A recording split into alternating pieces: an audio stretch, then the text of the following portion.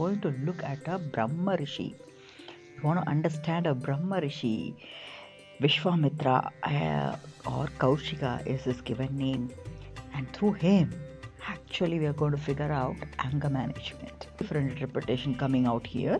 One is beyond birth, the other is born of Vishnu, or another interpretation is fit for great adoration. So Mitra points to a friend, and Jitamritra is somebody who has conquered something, and made a friend out of that. We are going to look at a sage's life for anger management and how did he become the Mitra.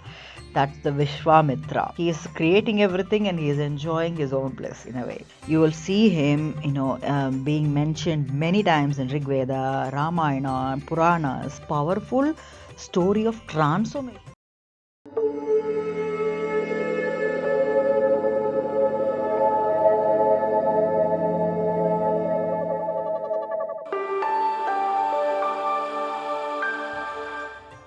Om Namah Shivaya, Om Namo Narayanaya, Jai Shri Ram. Welcome back to the Clay Studios oil painting vlog number 54 of Sri Vishnu Sahasranamavali.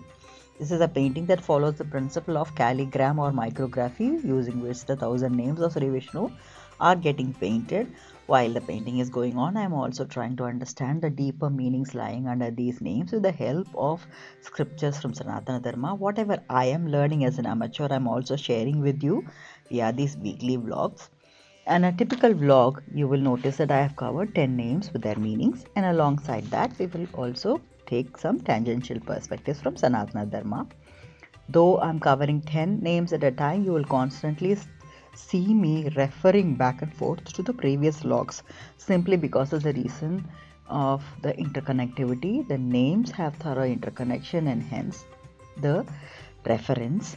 So it makes more sense for you to take a look at the previous vlogs and come back to this one so that you are able to appreciate the inner meanings better and maybe find some useful nuggets for your personal or professional life.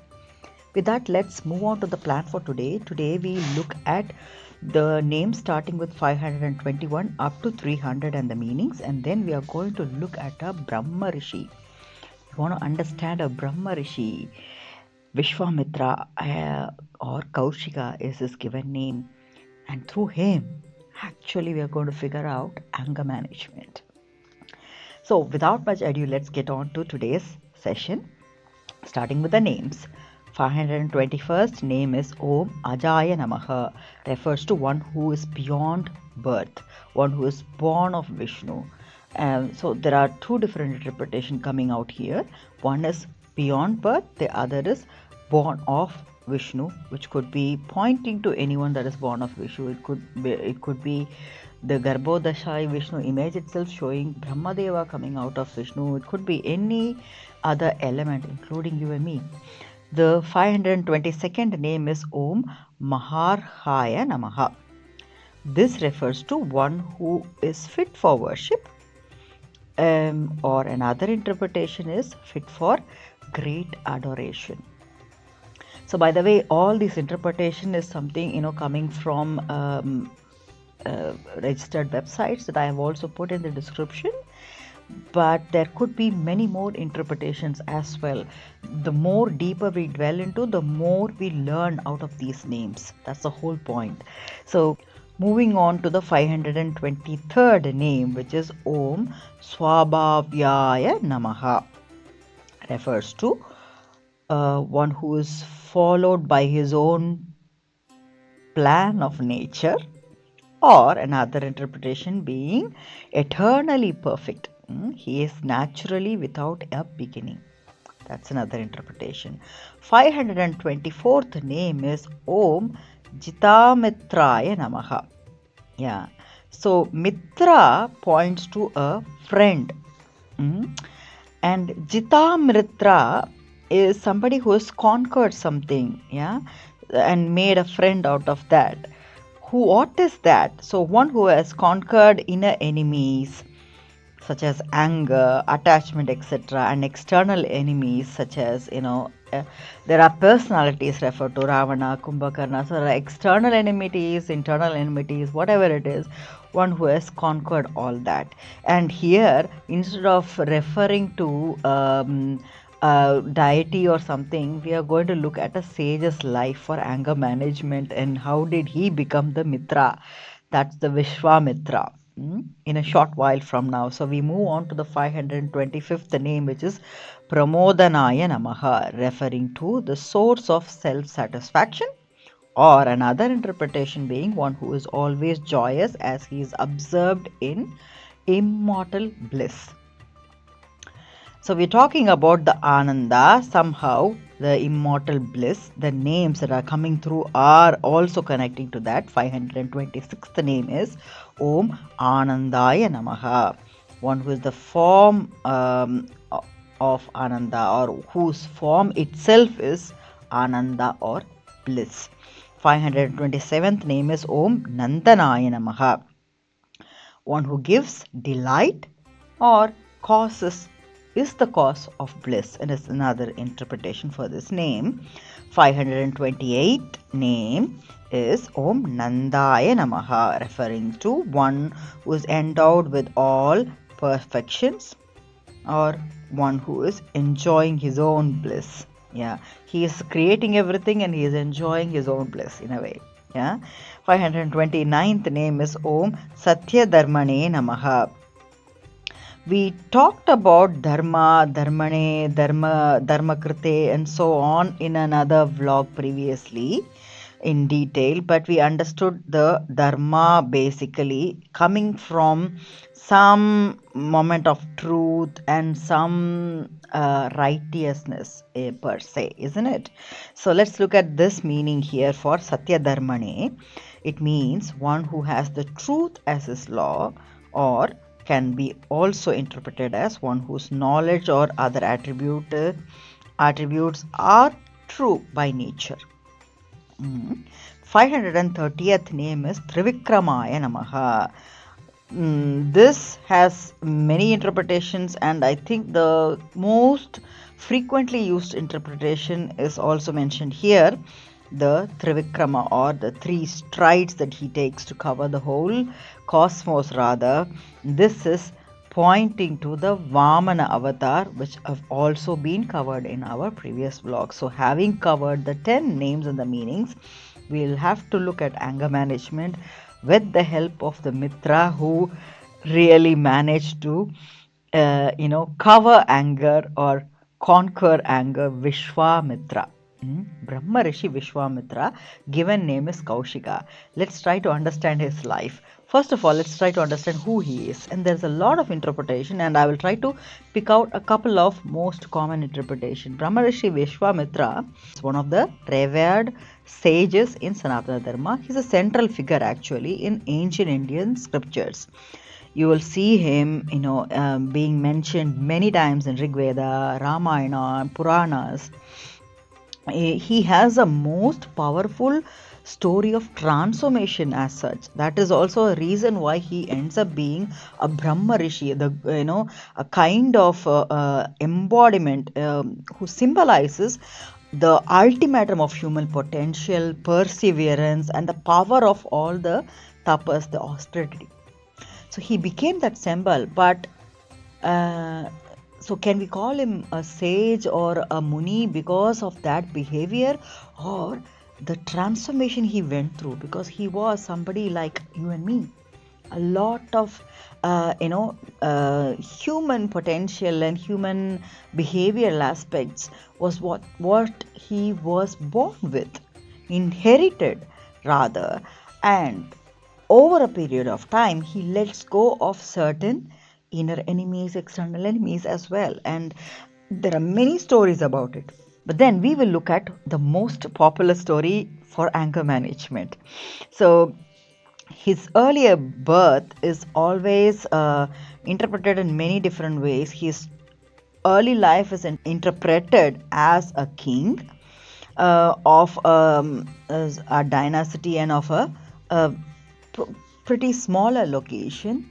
So there are limitations to the location. That is also one interpretation. Another interpretation is that he is born of a family that is maybe well-to-do in a very closer precincts, but the village or the location itself has less to offer. So in a way, there is some commonality that there are some location limits that he is having to face as a child, and his name is Kaushika at that time, and he grows very fast in terms of knowledge and wisdom because he is thriving on knowledge and he wants more.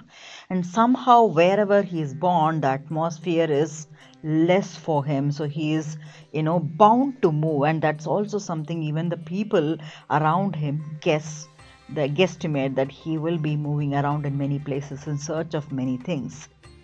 He's going for, he's aiming higher, ambitious personality, and typically with ambition there also comes certain other vrittis that, once the goal is not getting satisfied, you have anger, you have frustration and whatnot. I think it's common for all of us. So you can just imagine any one of us and it's just him. It's just that he's got that enormous talent and energy to go for higher ambitious elements. But then when he moves on, he also does something because the parents are getting old and they are expecting that, when he is in adulthood, possibly he is stronger enough to take care of them because they are growing old naturally. But that doesn't happen because his ambitions are high and he needs to move around, and he is getting lost in that requirement of his, isn't it? So there is some disconnect in the family, although they never stop him for what he wants to be and what he is. So he moves on. Kaushika moves on to different places and gains more knowledge, sits down, meditates, but certain things, though he feels he has achieved more technically, he feels incomplete. That incompleteness in him pushes him towards finding a place to quiet down, calm down and get into deeper meditation.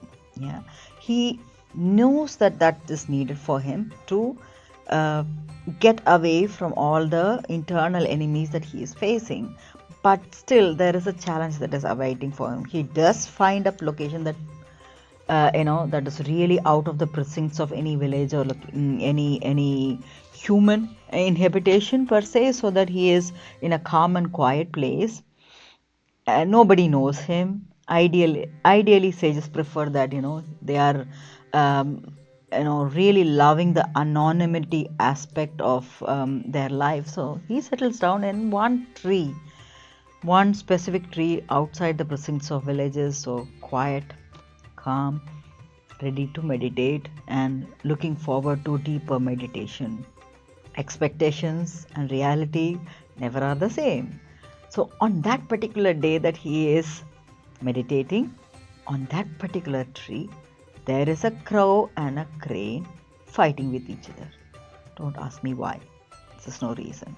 Two birds fighting with each other for no reason that we are aware of. But it is troubling him. It's disturbing. He is getting annoyed and he is trying the best to shoo them away. Birds, but they come back, settle down in the same place and make the same kind of noise, annoying noise of a crow and a crane. He is in that powerful position of a sage to be already, that he has some inherent powers in him. And through his, third eye, when he opens up, he is also able to, let out that anger into a fireball that could burn out things, burn things completely. So that kind of power, he has the anger, he has that frustration that can really destroy people, metaphorically and also physically. He destroys the birds because they are disturbing him. Just one look of anger and the birds are dead. Complete quietness. Still, he is unhappy. Something disturbs him internally. Well, he wanted quietness and there it is. He has achieved it. but he's unable to focus on what he wanted to focus today in the meditation. So he's just going around, and there is also hunger coming. Yeah. Anger, hunger, great combination. Yeah. So now he wants food. And the typical way that these sages thrive on is always to take alms from household, wherever they are nearby. Yeah. And this approach is also meant to melt down the ego in the personality. It's not to be jobless or not to be useless, rather and take things from others. So it's actually pleading for whatever is available, and whatever is given is given, whatever is not given is not given. So they have to learn to live with it, so that reduces the ego in them. So he goes on to the village nearby to find the alms for the day, and he meets a family woman. She's going about the daily course of her in a household, and she's busy, but he walks in and she says, "Yes, my dear sir, I will provide you something to eat. Please do wait a little bit, and I am in the process of cooking, and once it's done, I'll offer you something." So because she asks him to wait politely, he sits down at the altar of the house and he watches everything happening. He notices, when you are sitting in the inside a house, you tend to observe things around, and he observes that there are old people, possibly mother-in-law, father-in-law of the woman. They are incapacitated and they need support. So she is also going around cleaning them up and helping them around and trying to feed them here and there, working around the course, cleaning up the house and cooking. So multitasking, it's just typically what you can expect in many of the households. So she's multitasking, he is watching patiently, but time passes by, and finally the cooking seems to have been completed, but the feeding happens to the older people first and not to him.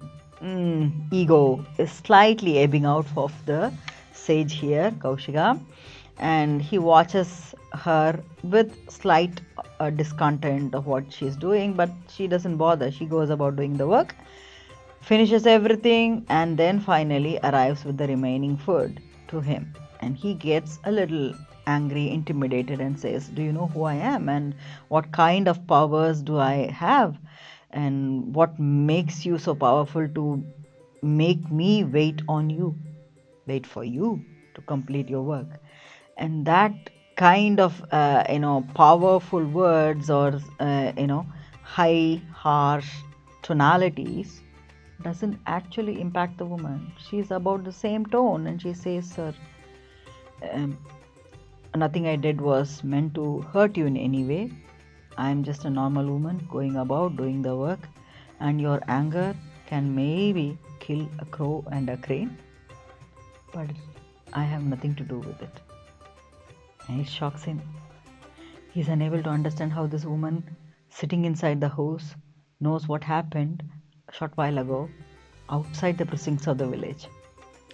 Then he figures out that maybe she's a divine personality, because the way she went about doing the work, she's going through a lot, but she's not giving in or sulking or complaining about what she has to go through. She's just doing the work, the dharma.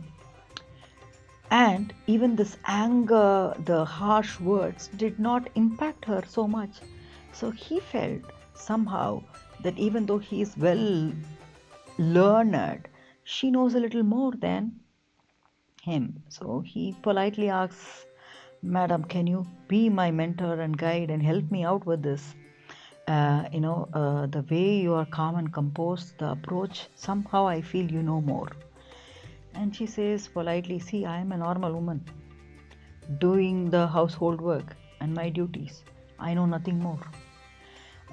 Looks like you are much more educated person, and you will need some guidance at a very higher level, which maybe I cannot provide because my duties are important here for my life.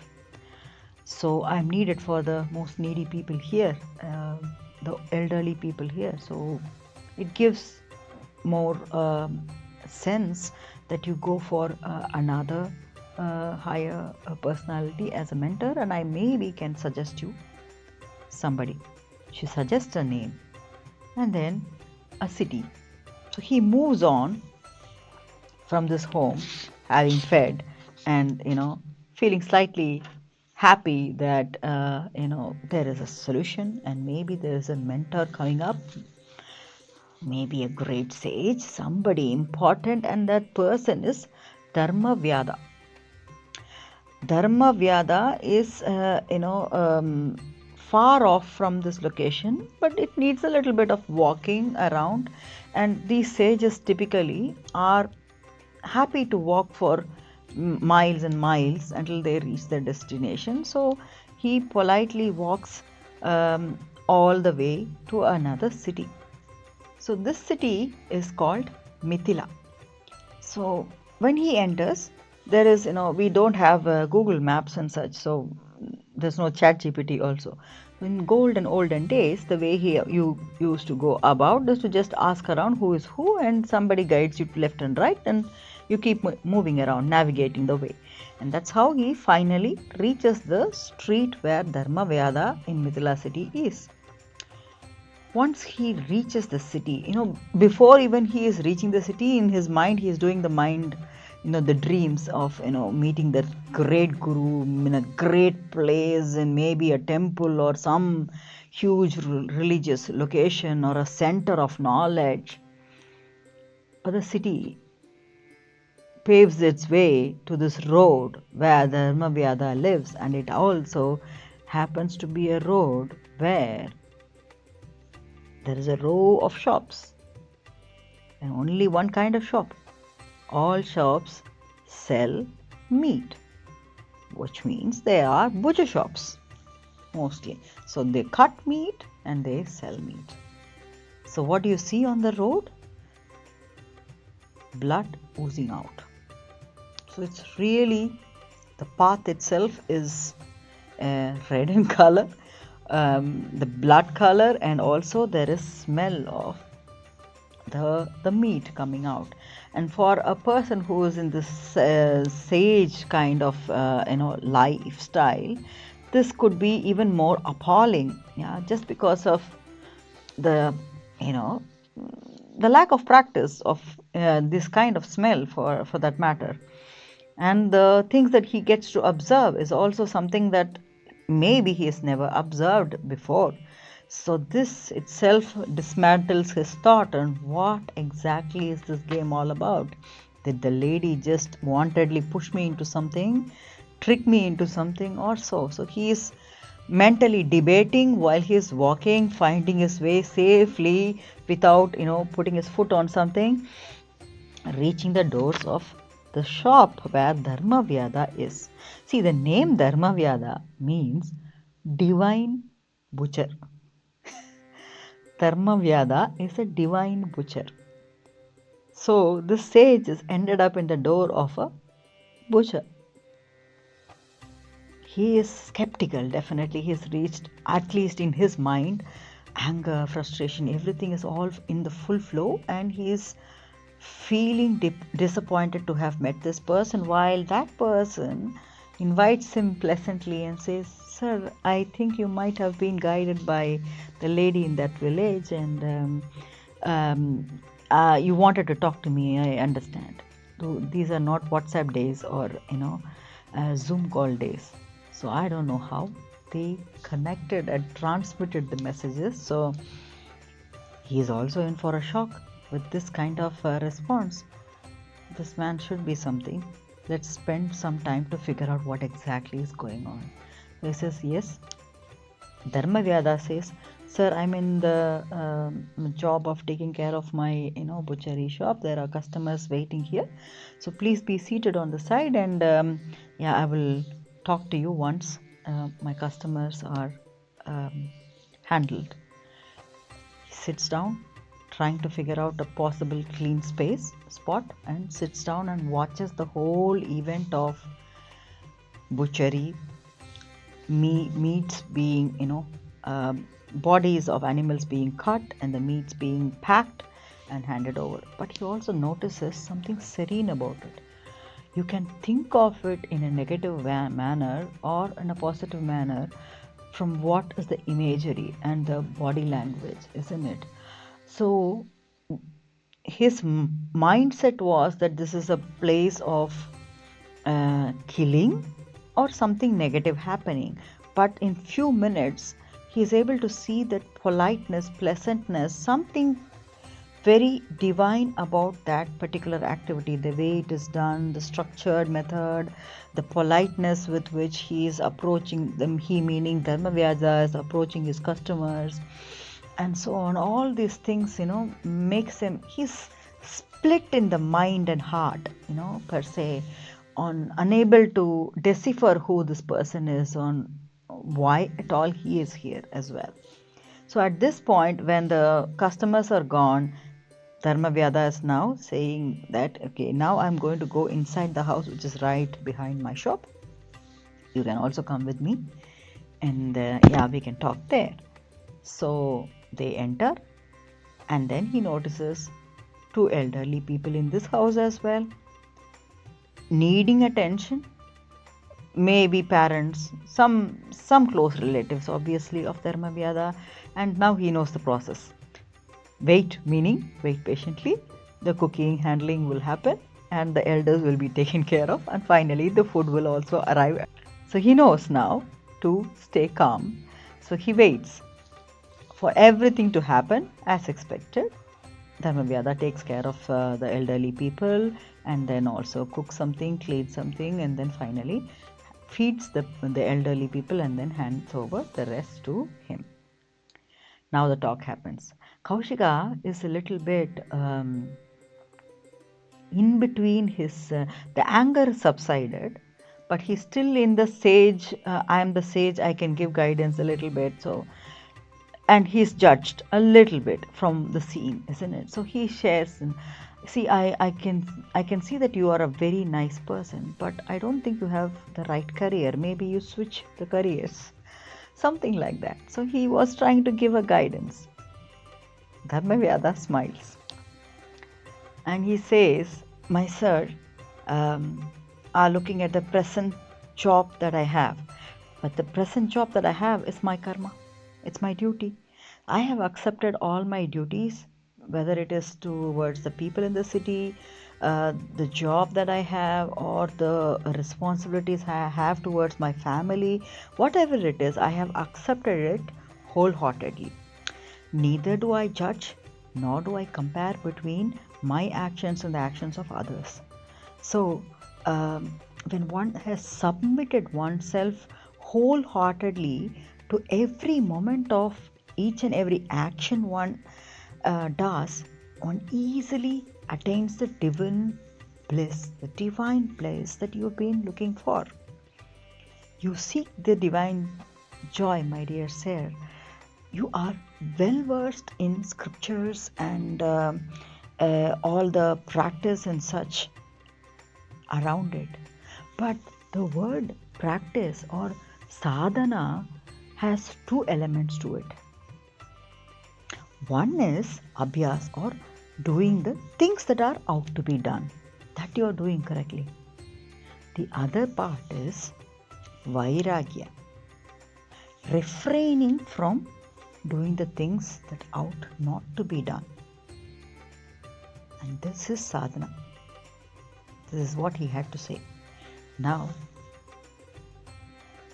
Kaushika, who is now graduated on anger management, understands the principles of sadhana better.